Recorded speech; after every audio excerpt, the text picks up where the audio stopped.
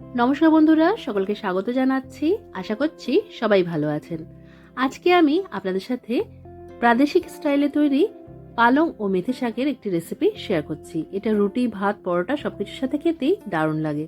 চলুন তাহলে রেসিপিটা দেখে নেওয়া যাক।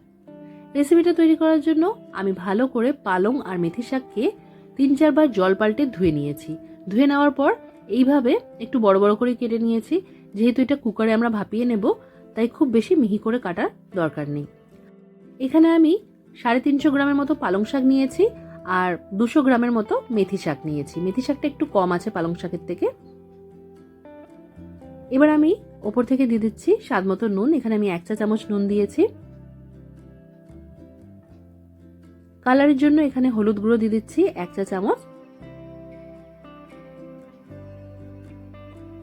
ধনেপাতা আমি একটু ডাঁটি সমেতই এইভাবে হাত দিয়ে ছিঁড়ে দিয়ে দিলাম। এখানে 1 আটির মতো ধনেপাতা দিয়েছি। এবার দিয়ে দিচ্ছি কাঁচা পাকা লঙ্কা। আমি এখানে 3টের মতো লঙ্কা এইভাবে কুচিয়ে দিয়ে দিলাম। আর এটাকে একটু ভালো করে ভাপিয়ে নেওয়ার জন্য ছোট চায়ের কাপের হাফ কাপের মতো জল দিয়ে দিলাম। ভালো করে সবকিছুকে মিক্স করে নিচ্ছি। জলটা কিন্তু বেশি দিতে যাবেন না, কারণ শাকের থেকে অনেকটাই জল উঠবে, তাই অল্প করে জল দিতে হবে। তারপর কুকারের লিডটা লাগিয়ে নিয়ে আঁচটা মাঝারি করে দিয়ে একটা সিটি পড়তে দিতে হবে।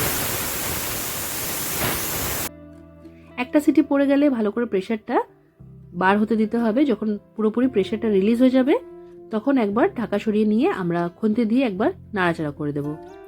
এবার এই জল সমেতই এটাকে ভালো করে মিক্সার জারের মধ্যে দিয়ে ব্লেন্ড করে নিতে হবে।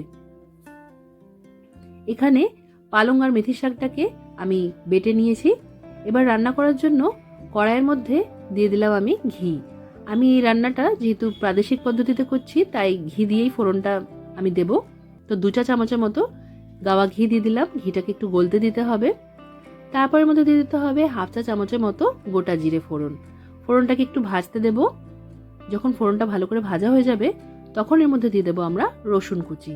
এখানে প্রায় 10 কোয়ার মতো রসুনকে ভালো করে কুচিয়ে নিয়ে দিয়ে দিয়েছি। রসুনটাকে ভালো করে ভেজে নিতে হবে। 2 মিনিটের মতো এটাকে ভালো করে ভেজে নিয়ে এবার যেই পালং আর মেথি শাকটা বাদবাকি মশলার সাথে ব্লেন্ড করে নিয়েছিলাম, সেটা দিয়ে দিতে হবে। এবার আমরা আঁচটা মাঝারি করে দেব আর মাঝে মাঝেই এইভাবে নাড়াচাড়া করতে থাকবো। এই রান্নায় আর আলাদা করে কোনো মশলা যোগ করার দরকার নেই।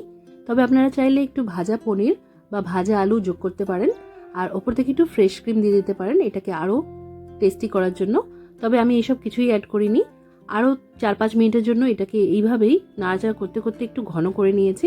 ব্যাস, তারপর আঁচটা বন্ধ করে দিয়ে এটা আমি ভাতের সাথে সার্ভ করেছি। আপনারা কিন্তু এটা রুটি পরোটার সাথেও সার্ভ করতে পারেন। আজকের রেসিপি কেমন লাগলো কমেন্ট করে জানাতে ভুলবেন না। আজকের মতো এখানেই শেষ করলাম। সবাই খুব ভালো থাকবেন আর সবাইকে খুব ভালো রাখবেন।